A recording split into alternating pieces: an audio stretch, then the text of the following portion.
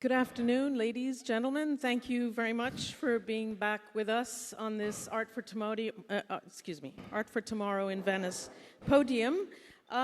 Needless to say, it is for me a pleasure and a great honor to welcome to the stage the great painter and artist, Scully. Sean and I go way back. We met for the very first time 2.5 weeks ago on May 22nd in his atelier, beautiful, spacious atelier in the north of London. And this meeting was suggested to me very wisely by the wonderful Victoria Mitchell of the Listen Gallery, who is here, but I don't see her. And thank you, Victoria, there she is. And, of course, by her partner, Greg Hilty. The wonderful team at Listen suggested that I go and meet Sean before this talk to sort of prepare. And I thought that was a great idea. So on that rainy day in late May in London, where I even had to carry an umbrella, which I hate doing, I made my way to Sean's vast atelier in North London. And we had a fabulous conversation about his life and his art and how the two are connected. And we took a few images, which I'll be sharing with you in a moment. But anyway, Sean, it's really great to see you again. Thank you. Thanks for agreeing to talk to me. And just to refresh everyone's memory about your life, you were born in Dublin and you moved to London at the age of 4. You grew up in a family that you described to me on that day as working class, where the atmosphere between your parents was maybe a little bit tense. I wondered if you could speak to us a little bit about your childhood, growing up in that family in London.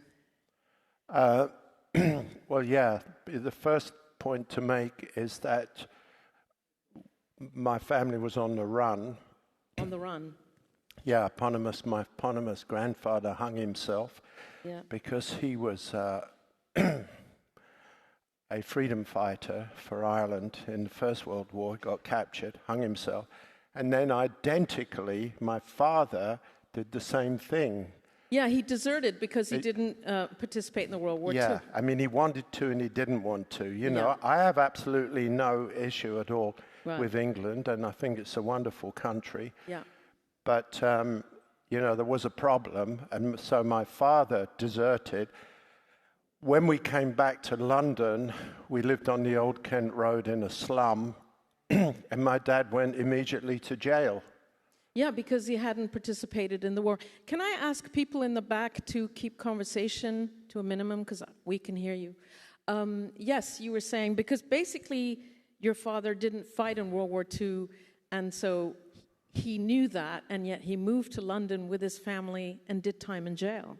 Which is a description of how dire the situation was in Dublin. Yeah, okay, exactly, how dire. So, but then you did describe to me also a family and household situation of you growing up as a little boy in an atmosphere of tension between your parents. And it was not the easiest of childhoods. Most people don't have an easy childhood. So yeah, I mean, I was just wondering if we could speak just briefly about your childhood and then move on. Well, it was in a way full of color. You know, we lived in various slums. One day, a man came round, took some boards up, and 20 rats ran out of the house. And I ran out after the rats because I was worried about them, because obviously they were homeless like us. And the adults were dragging me away from the rats. So it was full of buffoonery. The houses were all patched together, you know, because 12% of London was bombed. So we played on wonderful blown-up concrete playgrounds that were populated with zinc water tanks. And every now and again you'd hear, and a little girl or a little boy would go up in the air and come down rearranged. Goodness, yeah. I mean, it is really a kind of apocalyptic post-World War II London, scenario, I guess. But then you were very gifted at art and drawing, and I think that's something that became quite obvious quite early, to your parents and to your adults around you. And but you didn't go to art school until much later. You said to me, and I think that when you were about 16, you went and worked in a typesetting workshop. And I worked in a printing factory. Right. Yeah, and then you also, at around the same time, you said to me, you made a trip to Morocco. How old were you? 16, around 17, maybe a bit more? No. No, it was a lot later. No, I was 22. Oh, sorry. I got to, I was older, 23, 24, because it Okay. was from Newcastle. Okay. And it was the year, Yeah. Well, the year was 67 when we thought that looking like Jesus and carrying flowers and emanating love would cure the world's ills, and it would make the atomic bomb become pacifist. But we went in 68, and Morocco had an incredible effect on me. Exactly. Yeah. Tell me about that effect. Well, before I went, I was making gestural paintings and figurative Here we have images paintings. from Sean of Morocco. This is a place called Tin Mal. Yeah.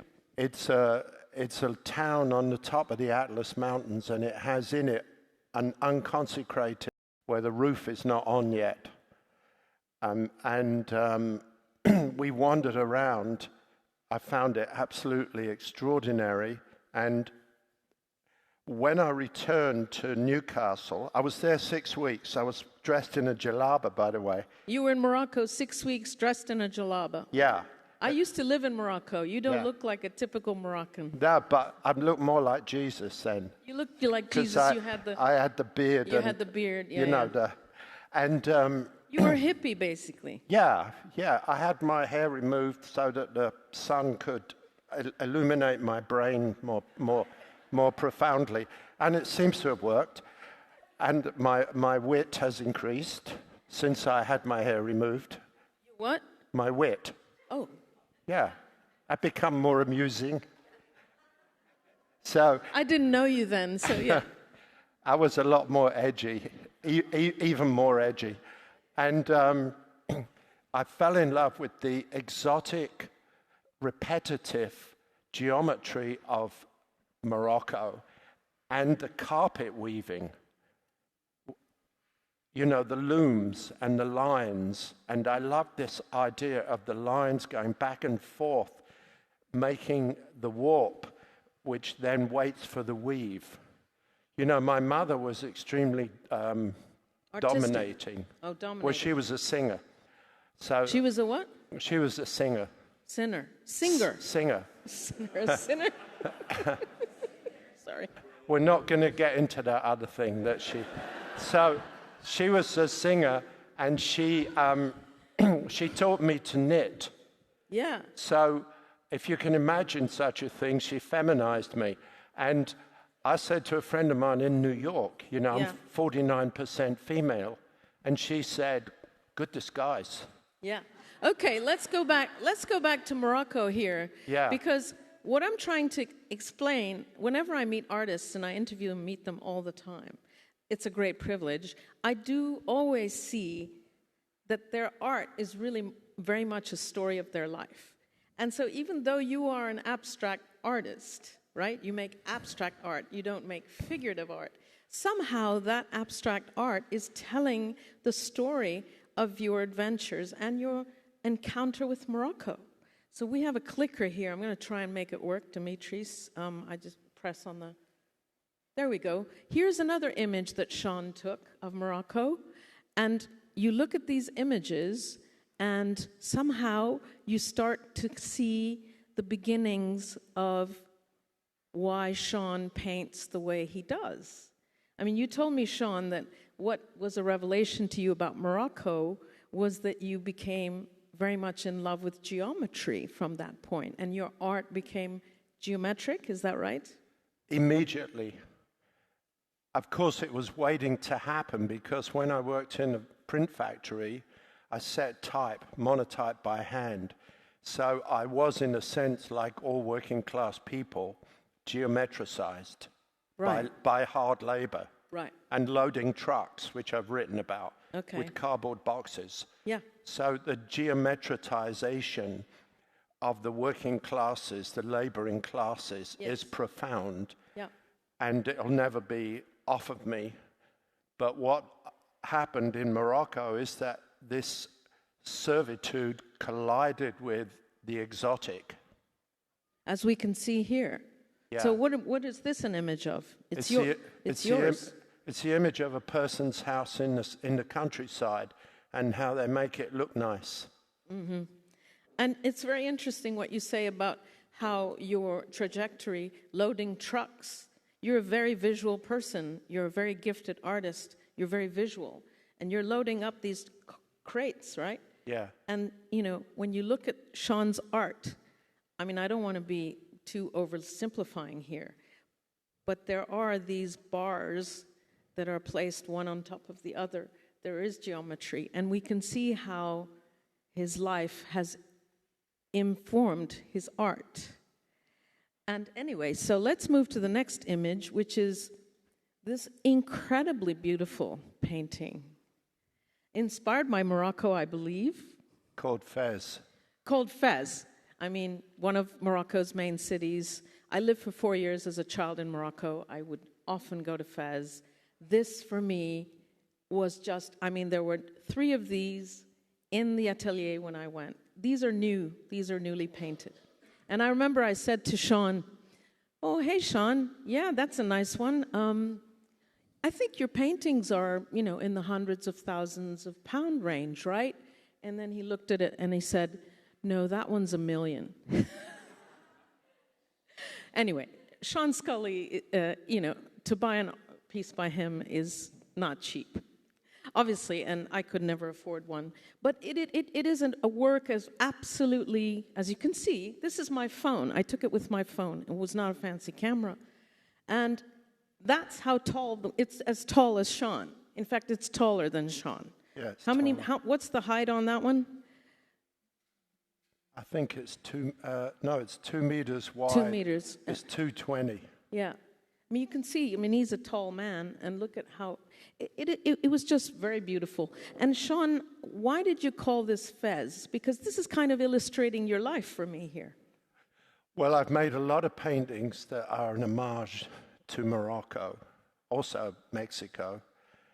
And I tend to like rough places because I'm rough myself. Well, your paintings are worth $1 million minimum, but yeah, you're Yeah, rough. but you can't take out, you can't take out those bomb sites from the Old Kent Road and the fights and so on. So I tend to like these places that are in some way primitive but noble, where the people have very limited financial resources, but they have the ability to celebrate their lives or affirm that they are human and they have a culture. And the culture in Morocco is very interesting because it's basically ceramic and carpet based. And the carpets are super interesting. You can go into the back of any house and you'll find people working on a loom. And my house, as you know, as I told you in Hampstead, is full up with Persian carpets. That's right. I'm Persian, but thank you for that. Yeah. I did that for you. I know you did it for me. Even before you knew me, you went and bought a Persian carpet. Yeah, thank you. Sean, there's this greater question that I have to ask you, which I'd like to ask, I think about when I meet any abstract artist. Are abstract artists really abstract? Because when I look at the work of even like Frank Bowling, other great painters who are so-called abstract, I see so many elements of their life in them. How abstract a painter are you? Well, they're not abstract.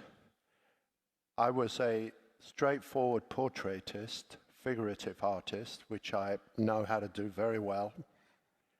And the reason I became abstract is because I wanted to be universal.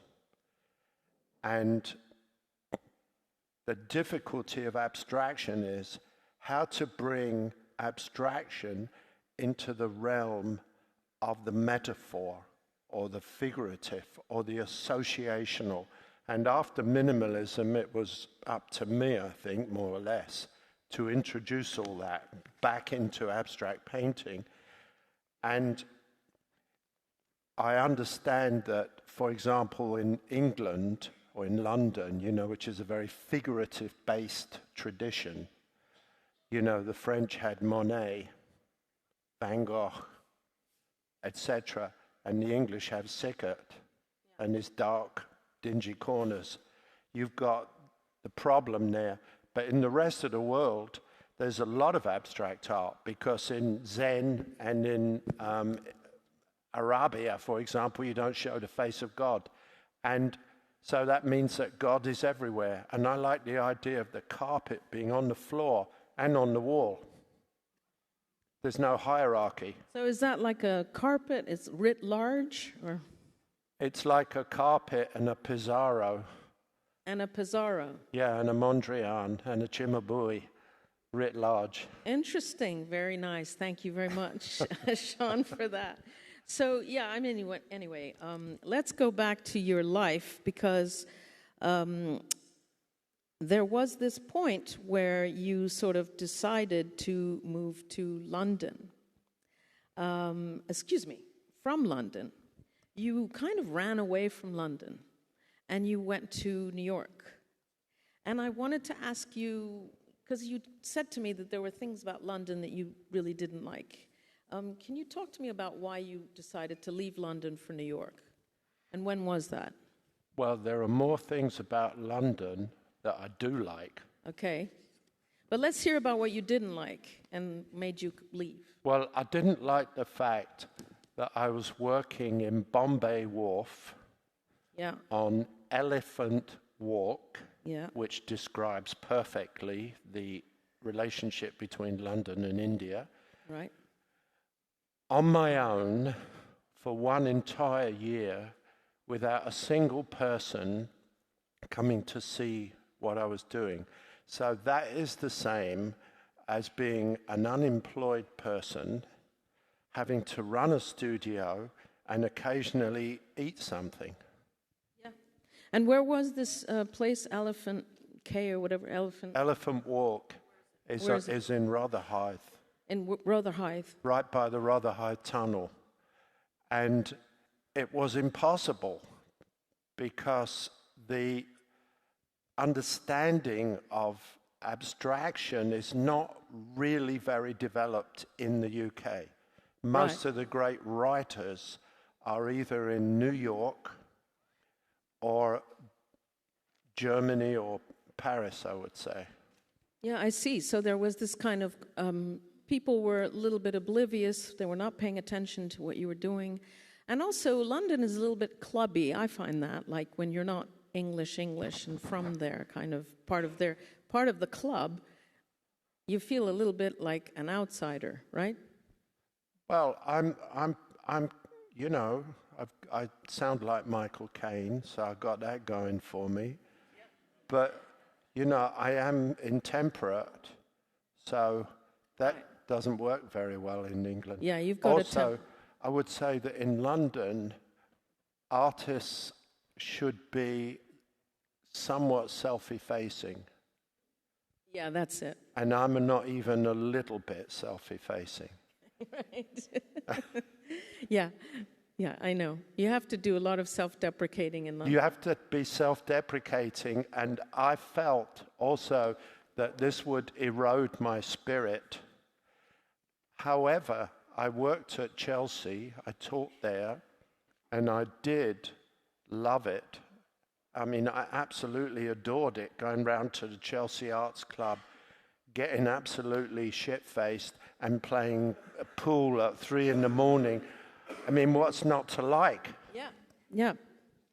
And I had to give all that up, and I asked my wife one day, why do you think I gave up my lovely job where I could have red wine at lunch, spaghetti, arrabbiata, cappuccino on the King's Road to go to New York and work in building sites and pick a fight with the art world. And she said, because you can and because you're crazy.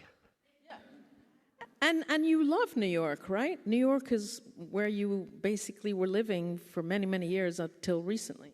It's the Colosseum. Why is it the Colosseum? Because there's so much at stake. The level of art writing is extraordinary. Thanks a lot. And if it Just kidding. No, and if it included Farah, it would just be nirvana. So, well, I write for a New York newspaper. I know you do. So, I had the honor of being written on by Arthur Danto, who was a Nietzsche expert. So I collided with all these people, and this feeds my work. And what I would say is that painting is not an isolated activity. It is a collaboration. And people who write on my work, even something that somebody might say, goes into my work. It's built collaboratively. That's why you have art centers like Venice. But then you also said to me that New York was tribal, and you weren't really part of that tribe, and you weren't part of the cabal of New York art writers and that whole crew, right? Yeah, they don't take any prisoners. They stab you in the face. They don't stab you in the back like they do in England. They stab you, in the face, and they're proud of it. So how did you survive, though?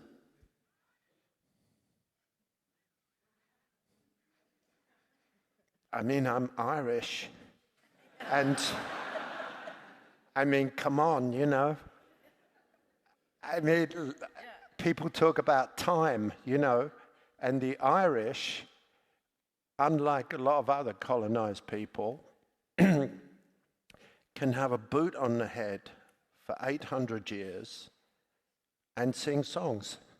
Okay, but you're also a good artist, right? I mean, a great artist, as we can see. That's just one example. But you all know the art of Sean Scully. I mean, you are very talented. If you weren't, you would have been stabbed in the face, and then that would have killed you, right?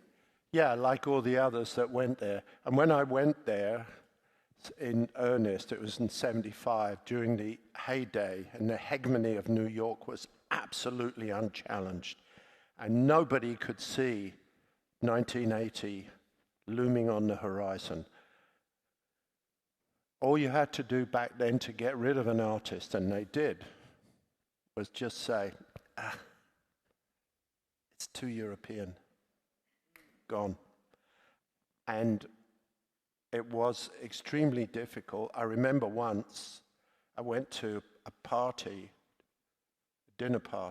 cocktail party, at the house of Barbara Haskell, a famous curator. Bob Ryman invited me and my friend, and Bob, who was a very dear friend of mine. Robert Ryman, the great painter. Yeah, I love Robert Ryman. And he has a show on in Paris right now. He was the greatest post-minimalist. And he said, I can't come, but you and Per, you go. So we went there, and then we were interviewed a little bit and kicked out. This couldn't happen in Europe. Really? They just asked you to leave, or? Well, yeah, a bit more than asked. And we obeyed. We were classified as undesirables. But what's interesting about that is the clarity of it. Yeah, it's not hypocritical. It's sort of... No, it's not, oh, well, they came and we couldn't very well ask them to leave, because... But... Okay. No, but they just said, fuck off. All right, All right, I don't really care about those people. I want to know why you stayed in New York, because you stayed and you thrived in New York. And now you really love New York. You're back in London for your son's schooling. Yes. But your home is New York, you tell me. Yes. Why? Well, I own New York incredibly. And people have put themselves absolutely on the line for me in New York. And, my dear friend Deborah Solomon wrote in the Wall Street Journal, the modern day savior of abstract painting, as a headline. I mean, they don't bugger around. when they want to bury you, they don't mess around either. So it's just the clarity of it that made it, I suppose, nutritional for me. Fantastic. Yeah. I mean, I totally see it. And so now you're back in London, but whenever your son, I guess, is old enough, you do want to go back to New York, or? Well, when he's old enough, when he finishes school, he wants to be a writer, and he already has a wonderful vocabulary. On the way to school in America, we used to play Bob Dylan and then analyze the phrases. Instead of I went walking, my boot heels went a walking. Little things like this. Such a beautiful line. And he's got an extraordinary vocabulary. So he's on his way to being a writer. Yeah. And when he's finished, he can go to university in London, which would then strengthen our relationship with London, obviously, or Paris. Right, get it. So you are in a really kind of wonderful place in your career. You are able to produce paintings of this caliber and produce basically multiples of this in a space of 1 or 2 weeks. So you're on top of the mountain, and congratulations. The rest of us are just still climbing and hoping one day we might get close. But then the other question is, I know that we're going to be I'm leaving a few minutes for questions, but this is my last one to you. I know that you're collected by the great Bono of U2, and he's a friend of yours, and I believe that the two of you were recently hobnobbing in Chateau Lacoste. So I want to hear about that. What were you doing with Bono in South of France? But he, in a wonderful profile of you by my colleague Rob Sharp in the New York Times in 2015, he described you like this. He said, Sean approaches the canvas like a kickboxer, a plasterer, a builder. The quantity of paint screams of a life being lived. What a wonderful quote from Bono. Anyway, so tell me about your relationship with Bono, who's a collector and a friend. Well, Ireland is a small country. It's only the size of this room. And you can drive across in about 2.5 hours. So it was an arranged marriage. I see. They put us together so that, here's the king of painting, and here's the king of singing, and we became friends. He's a wonderful, caring guy. He's quite intellectual. He's very well read. Yes. Yeah. And he's a poet. So we get along. Plus, we both have a strong sense of humor. Absolutely. Well, we have a minute and a half. Maybe if someone in the room has a question. Yes, ma'am. We have a question in the middle of the room for Sean. If you could introduce yourself, please. Microphone there. Thank you very much. Minute and 3 seconds, minute and 1 second. No pressure. 58, no pressure. It's not working. Can we get the microphones on? Can we get the microphones on, please, for the room? 43 seconds. Okay, we're ready. Oops. Okay. We know that you are politically active, not only as a civilian, but also as an artist. So I wonder, what is to be an artist for you? What is to be an artist in the current political environment and in this period of time? We have the UK and the US elections coming, the crisis in the Middle East, the terror, may I say. Yeah. So what is to be an artist for you? in this time. What's it like to be an artist when they're in this political context, and how do you interact with the politics around you, American elections, British elections, Middle East, Ukraine? It's exactly the same as it ever was. The artist is the person who offers what could be and cannot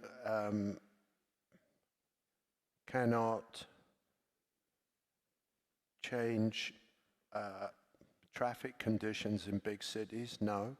Cannot fix cars, no. Cannot cure cancer, no. But art shows what is possible. Its job is to improve the human condition. And when we look back at art. So we lie to ourselves. We don't have torture chambers in art galleries showing the other side of ourselves. We want to lie to ourselves and show what we made that was beautiful. And this is what it is to be an artist. You're a dreamer.